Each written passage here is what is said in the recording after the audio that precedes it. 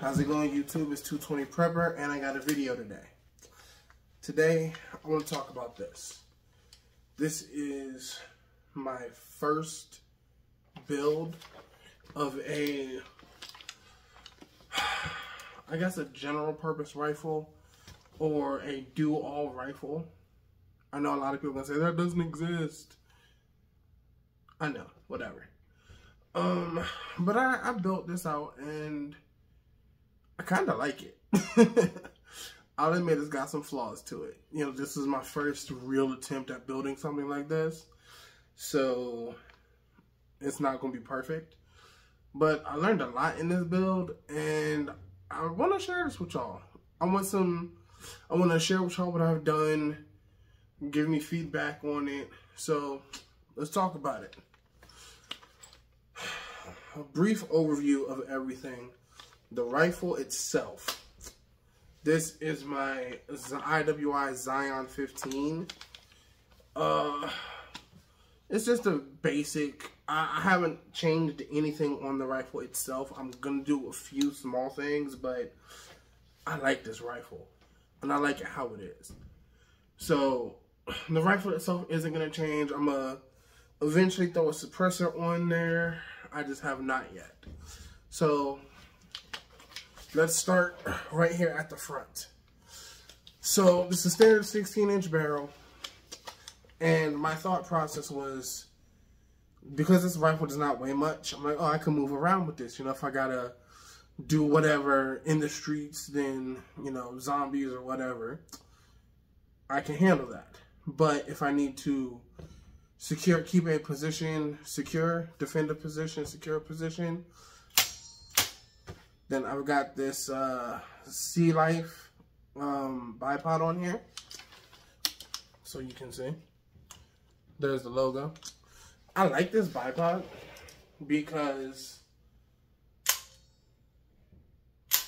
it is adjustable and it changes the trajectory by a lot. Like, not the trajectory, it changes the level by a lot. That is a huge difference. And it is multi-positional. So let me show you real quick. If you see those notches, it will lock at each one of those notches. So you have a lot of different options. One other thing I like about this, I don't know if it's an issue with other bipods before or not. I don't need anything for this. The only time I needed a tool was to attach it if memory serves. Yeah, because this one was a Picatinny. Unfortunately, this was not M-LOK, so I had to buy a Picatinny mount, put the mount on there, attach it to the Picatinny, and I was good. If you got a Picatinny rifle, you're good to go with something like this. And I've used it. I will admit, in full transparent honesty, I did have a weird issue with the locking of one of the legs. Not vertical, the extension. I only had it for a week or so. Like, that issue, not the bipod. I only had the issue for like a week or so. But it's fixed itself, so problem solved? I guess. I got lucky. Who cares? I got lucky. So that is a warning as far as getting something like this is concerned. Next, I want to talk about this little block right here. So as you can see here, it's actually a size. This is my flashlight, because again, this is going to be do all, as opposed to just a standard, you know, one-dimensional rifle. So this is I'm not entirely sure how to pronounce this one. Yes, I know I never know how to pronounce it, but it's not my fault. I want to say it's like a Toughsoul or something like that, but literally it's spelled Toughsoul. Make of that what you will. Anywho, so it's not a very large flashlight, and it definitely was very light. One thing I really like about here is you can see it's got two buttons. Now, I'm going to be perfectly honest. If you are in a stressful situation, a high stress situation of any kind, you will not care which one of these two buttons you push if you need a flashlight. You will not care. You will barely notice. I will also say that the strobe light is a different shape. So I'll show you here. The strobe light versus the steady beam are two different. Now, this light is bright. Flash warning. I don't know how well that's going to translate on camera. Strobe warning. I'm pointing it well away, so I'm just not directly at the camera, so it might not showcase a lot. But if you watch my short, How to Tell if a Flashlight's Good, it was this light. And and please bear in mind that when I did that video, I realized I haven't charged this thing in months. Like, I just kind of forgot to. But yes, so going back to the buttons before I get to the charging. The square button, the first one, which you can see right here. This is the steady, and this is the strobe. And like I said, it's two different shapes. So, there is that. Next, we're going to continue. Oh, I have Feyachi flip-up sights. Let's talk about the sights for a second. Because this rifle came optics ready, no sights. My issue with the Feyachi sights is this. It's manual. I have to do it. It locks. And I like that. That's a pretty solid lock. But it's got a little button on there. Little button right here. So that, unfortunately, it doesn't deploy. So when you push it in, nothing happens. It's literally just a lock. That's the only thing I have to say about this that I don't like. I would rather have a button, a spring-loaded pop-up sight. That's just me personally. Honestly, I keep them on here because they work. I'm gonna swap them out eventually. I just don't care enough for 3 reasons. One of which, they work. 2, I have an optic on here. And 3, I have other projects involved with this rifle and with some other stuff that I'm just looking to spend money on. So I'm not gonna sit here and be a drama queen about it. It works and they don't get used much, so I'll upgrade them when I get to it. Moving on, I have this one is Magpul, yes, a Magpul angle foregrip. Now, I will admit, it does sit a little far back. I kind of want to move it up a little bit, but at the same time, I don't need to. Because when I hold it like this, see, I've got my grip like here, put my one finger in front, my thumb rests perfectly on those lights. Or if I come up, I know I just shifted my hands, like, oh, you're not supposed to do that. But when I'm here, I'm like this. So I'm not really shifting my whole hand. I might still do it. I don't know. Honestly, I didn't even want to initially get this on. But when I went to my local gun store, I was picking up some ammo. And I was like, I need to find a grip for my rifle. And then lo and behold, it's like, oh, it was the last one. It was the last grip period in the store. And it was like 20, 24 bucks. I was like, mine. Screw it. I wanted one anyway. So here's the thing. The light. Oh, this little piece right here for the light is actually the charger. So it's not a USB, it's a magnetic charger. You don't have to go fumbling for batteries or anything like that. You can attach the magnet here and get it going. That's good because it can be plugged into an external battery pack. So if you got like a solar powered battery charger like I do, like a million people do, just plug it into that, turn it on, and you can charge it right there. These will not stay on this might. This grip might stay on this rifle, but this won't. When I'm currently working on an actual rifle build. Like I'm gonna build my own rifle. This is gonna go on the budget, or it's gonna go on my PSA. I have not when I get it. I have not decided, but it's not gonna stay on this rifle. Now, moving on. We've got a sling. Now, if you have seen this rifle in any other video before, you know this is not the same sling. The sling I had before, I don't actually know what happened to it.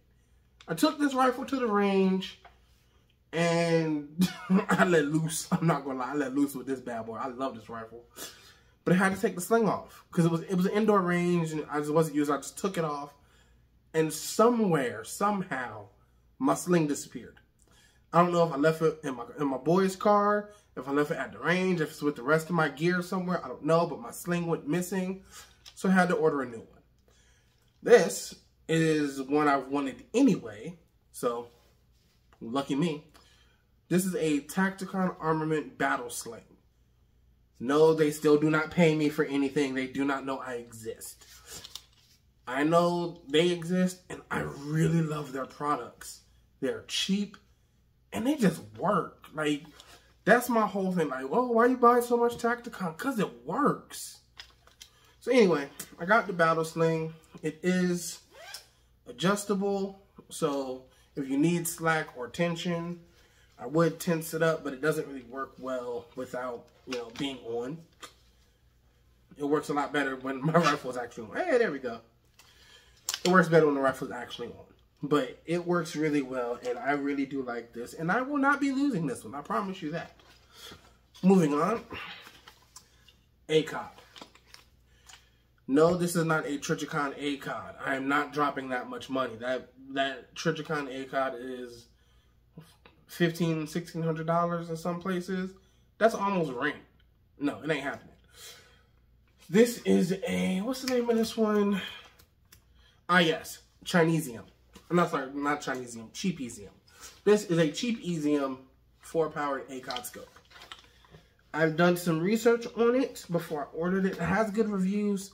I've seen good videos. So I was like, I want to step into it, and I don't want to drop a lot of money. So I got this. $80. And it was $80 well spent. All the issues I've had with this were my issues from learning how to use this effectively. I was using red dots and iron sights before.